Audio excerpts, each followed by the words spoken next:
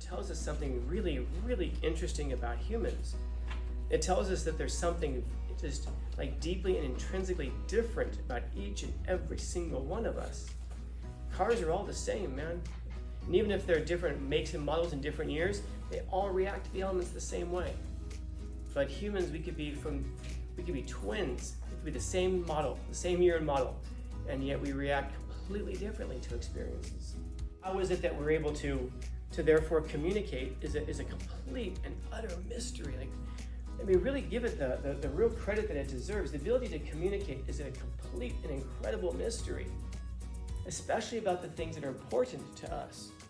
Because the things that are important to us, ironically enough, are the things that are the hardest to describe. One of the reasons in the first week that you guys were here, I asked you, why do we do this whole English language arts thing? What's the point of doing language arts? It gives us the ability to describe those things that are important to us, to describe the things that otherwise seem indescribable. Because those are the really important things that connect us at a human level. Being able to describe a sunset, that's easy. Almost any of us can do that. But describe to me the emotional impact that the sunset has on you.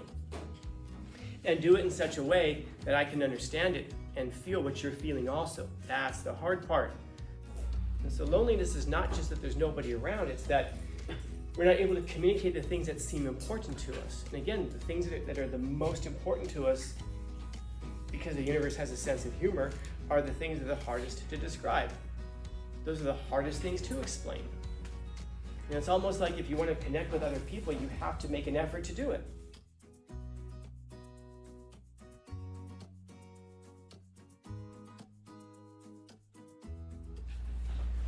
It's one of those strange things about human life that, that there are certain things that, one person, if they encounter it, it's going to kind of encourage them.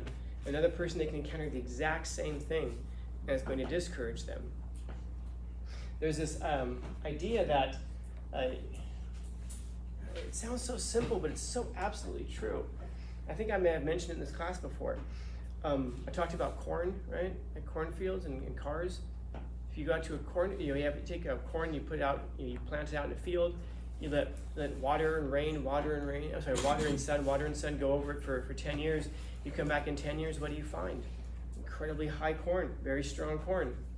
If I take my car and I put it out in that same exact field, same water, same sun, same water, same sun for 10 years, if I come back, there's nothing there except a rusted, frame of a car. Well, why is that? Why do the exact same elements rust iron and yet it's going to ripen corn? And to us, it's so obvious. It's, because they're completely different things. They're made of different things. And that's true. So then why is it that humans, we can encounter the exact same things, and yet it's going to rust some of us and it's going to ripen others of us? And you might say, because people are different. That's such a strange thing. Aren't we made of the same stuff, though? All humans, aren't we made of the same stuff? Cars and corn, they're made of completely different things, so it makes sense that they would react differently to the elements. Why is it that as humans, we're made of the exact same stuff, and yet we react so differently to the exact same experience? Of course, part of it is because none of us experiences the same thing, because whatever you experience through your lens of personality. Whatever I experience, I'm going to experience through my lens of personality. It could be the exact same experience, but we perceive it so differently. Because as we know that none of us sees the world the way that it is, but we see the world the way that we are. So that makes sense. But that also tells us something really, really interesting about humans. It tells us that there's something just deeply and intrinsically different about each and every single one of us. Cars are all the same, man. And even if they're different makes and models in different years, they all react to the elements the same way. But humans, we could be twins. We could be the same model, the same year and model, and yet we react completely differently to experiences. So how is it that we're able to therefore communicate is a complete and utter mystery. Really give it the real credit that it deserves. The ability to communicate is a complete and incredible mystery, especially about the things that are important to us. Because the things that are important to us, ironically enough, are the things that are the hardest to describe. If I were to ask you to describe this? Right? How would you describe this? Green. What else? What's its shape like? Marker. Yeah, but what's the marker shaped like though? Like a long tube, like a marker. Like a long tube? No, because I have square markers over there too. I have triangle markers over there. Yeah, so it's a tube. It's green. It says Amazon Basics on it. Dry erase. There's a lot of things that you could point to and describe this. If I told you that your entire grade for the whole school year was based on your ability to describe this marker, I bet we'd get really detailed on how we can describe it. And of course that makes sense because it's a physical thing. We can all see it. It objectively looks a specific, particular way. Now if I were to ask you, okay, now describe love. That's really hard. And we would probably turn to analogy. Well, okay, love is like when you, no, don't tell me what it's like, tell me what it is. Don't tell me what it, it's like, what was that song, Eminem and it's Rihanna, right? Love the Way You Lie. The very first line is something like, I can't tell you what it really is, I can only tell you what it feels like. A lot of our emotions are like that. I can't really tell you exactly what love is. I can describe it through analogy. I can give you examples of how it becomes a verb, how it plays out in real life. If I can't really explain to you, hurt or loss or excitement, and to be ecstatic, I can try to, but it's so difficult to convey those things to you because all markers are going to look the way that we describe them because they're all the same objectively in reality. But as soon as we start to go to the abstract things of life, those are the really hard things to describe. It's one of the reasons in the first week that you guys were here, I asked you, like, why do we do this whole English language arts thing? What's the point of doing language arts? And we'll say things like, to have a better future. Yeah, but how? To get into college. How's it going to help you do that? Whatever, man, just to get a credit, just to get a grade. And that's probably what it really is for most of us. But that's one of the really important reasons of why we study language arts, because it gives us the ability to describe those things that are important to us, to describe the things that otherwise seem indescribable. Because those are the really important things that connect us at a human level. Being able to describe a sunset, that's easy. Almost any of us can do that. But describe to me the emotional impact that the sunset has on you. And do it in such a way that I can understand it and feel what you're feeling also. That's the hard part. But that's where real human interaction, real human connection actually happens. The ability to recognize that we can share certain feelings together. And so loneliness is not just that there's nobody around, it's that we're not able to communicate the things that seem important to us. And again, the things that are the most important to us, because the universe has a sense of humor, are the things that are the hardest to describe. Those are the hardest things to explain. It's almost like if you want to connect with other people, you have to make an effort to do it.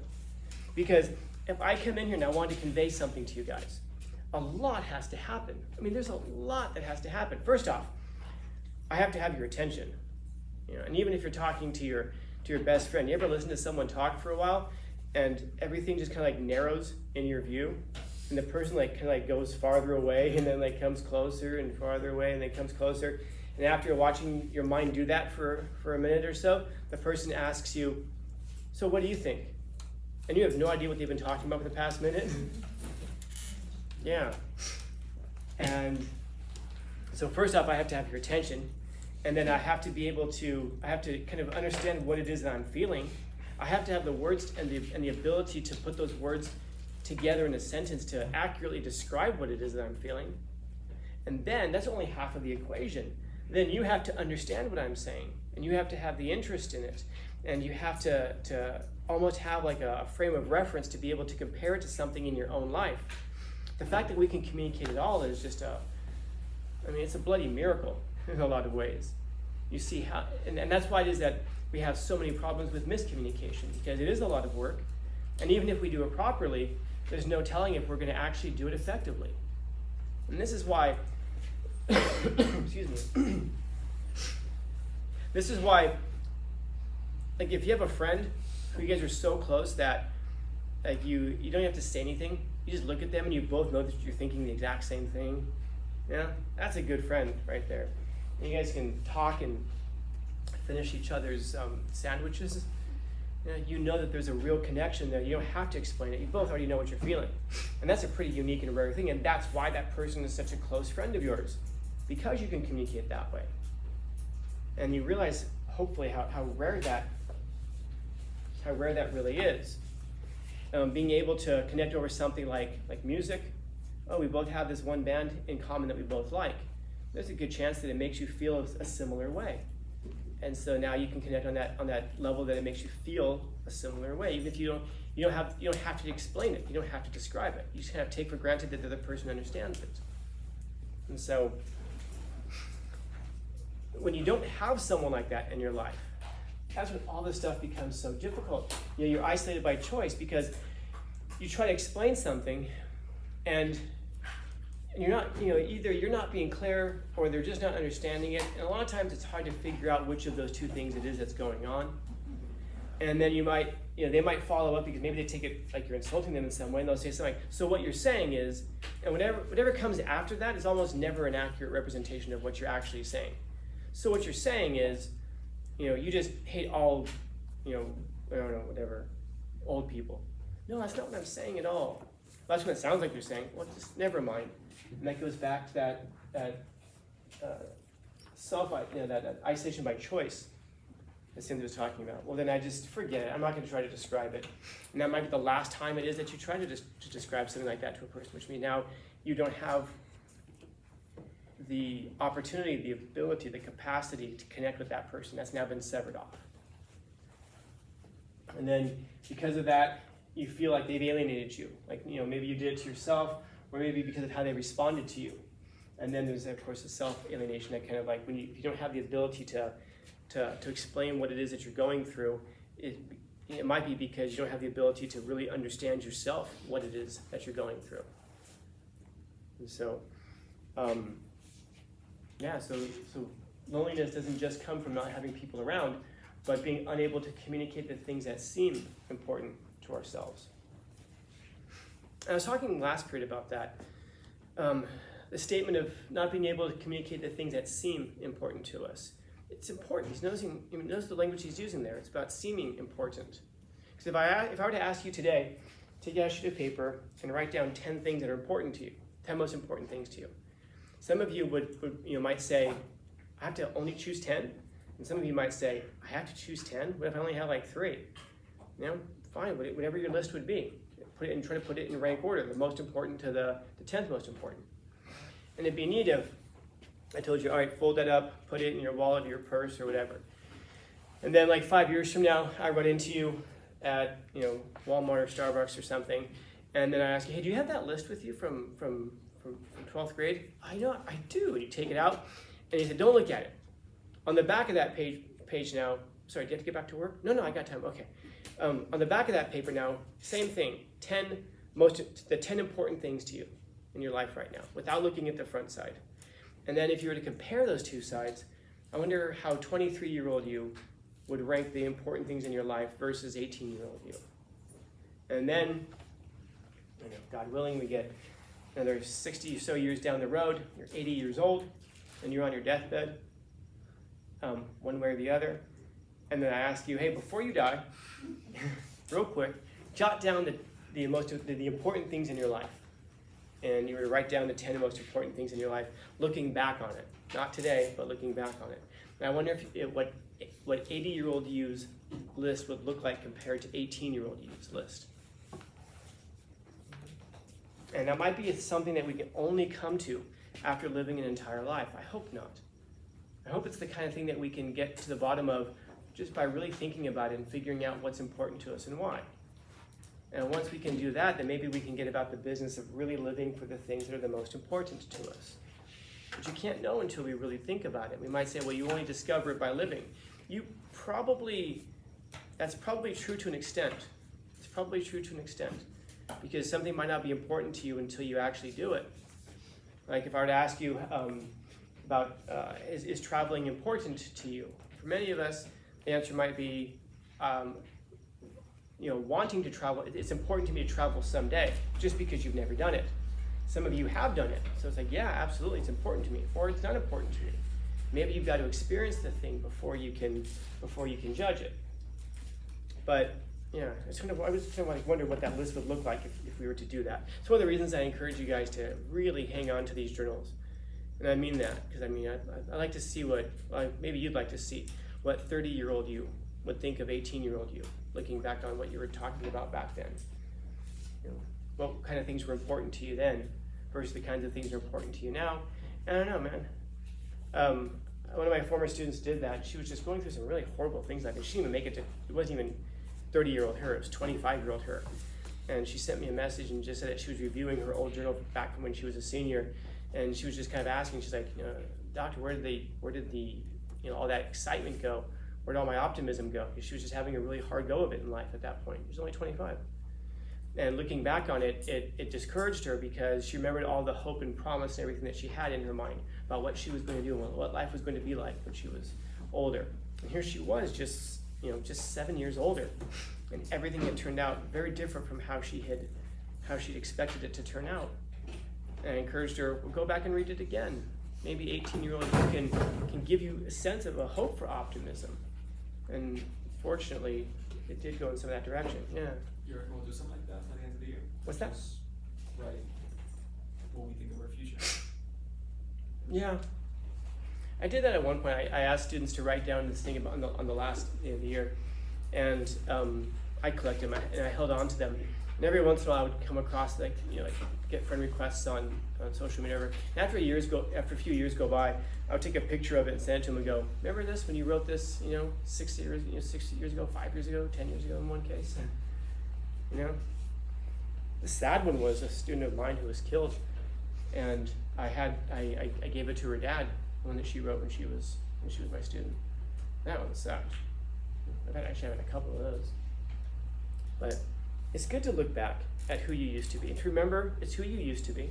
It's not who you are. It certainly isn't who you're becoming. But that might give you a little bit of patience with the world, a little bit more understanding with the people around you, which might brighten your day someday. Probably on a day that you most need it, you'll come across it, hopefully. So it's not just being unable to communicate the things that seem important to us. There's also this last part here. But from holding certain views which others find inadmissible. It's not being able to explain some ideas and thoughts and opinions that you have because you think people are going to reject you for them. You're not supposed to think that. You're not supposed to feel that. You're not supposed to want that. You're not supposed to have interest in that.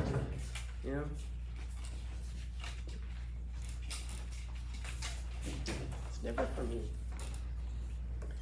So I won't go too much into that one, but you can start to work that one out on your own. Certain views that you have that maybe you don't feel comfortable sharing with people. You heard me talk before about the shadow and the persona. That the persona is the part of you that you show the world, and then the shadow is the part of you that you kind of keep hidden from the world. This is the guy who came up with that idea, Carl Jung. And his answer to all that was that you take your persona, the thing you show the world, and you take the shadow, the part that you don't admit, and then it's called individuation. You combine those things into one personality. You kind of acknowledge the dark things about yourself. Not necessarily celebrate them, but you just acknowledge they're there. So oftentimes we try to deny that the dark parts of ourselves really are there. So you individuate, you combine the two into a full personality. If you're looking for a real life example, if you're looking for a movie example of that, that's the character of Hulk in Endgame, where Bruce Banner and Hulk are kind of now one. He walks around in the form of Hulk, but he has the personality of Bruce Banner. So I'll leave the last part to you to piece together. So questions, comments, concerns, complaints, criticisms, critiques. Happy Tuesday. Happy Tuesday.